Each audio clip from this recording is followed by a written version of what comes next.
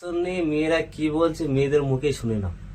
চিকিৎসা ধর্ষণে মমতা 1 নম্বর রেট বেঁধে দিয়েছেন। ধর্ষণের কম ধর্ষণ হলে 20,000, বেশি হলে 40,000। উনি একটা জোচ্চোর, ওনার টিসিও জোচ্চোর, উনিও জোচ্চোর। যাচ্ছি চোর চোরের রানী সিঙ্গুরটাকে শেষ করে দিয়েছে। আমাদের শিল্প নেই, চাকরি নেই, আমাদের ছেলে মেয়েরা বেকার।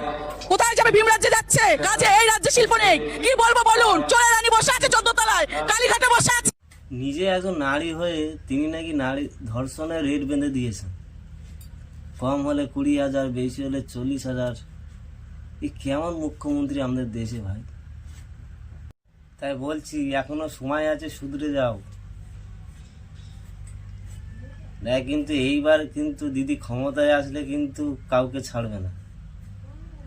আর লোকের জানিয়ে দাও যে কোনটা ঠিক কোনটা বেঠিক, সেটা করতে।